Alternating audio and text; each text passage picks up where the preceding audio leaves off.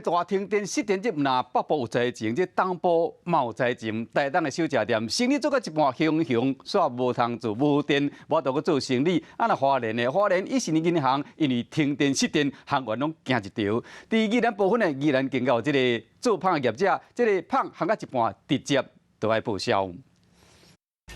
东西都打好了，没有电怎么烤？业者真生气的怨叹讲，熊熊停电，互原本做甲一半的胖全部拢乌有去。4台车子的面包全部要丢掉了。宜兰一间饭店损失超过2万，而且灾前阁拖到落啊去。我电门拍袂开，门打不开。 落啊龙塔车停伫停车场外口，因为停电，连停车场拢敢会使出去，袂使入去，造成民众真无方便。可以出来，但是不能进去。哦，可以出来，没有办法进去哦。无奈哦。然后这一区都全部都停。连健身房拢暗蒙蒙，民众健身到一半，敢会使坐伫边仔休困。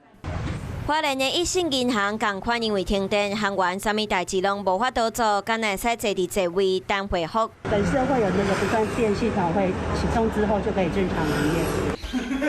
伫台东的小食店共款变做停电的受灾户，开门开到一半，常常无电，店家和人客敢会使斗大等。全台湾大停电，互民生行业拢受到影响，民众和业者除了敢会使等复电，心情嘛拢真无奈。哇，进烤箱。 想要获取更多新闻资讯，想要看到主播最新的动态，赶快订阅华视 YouTube 频道。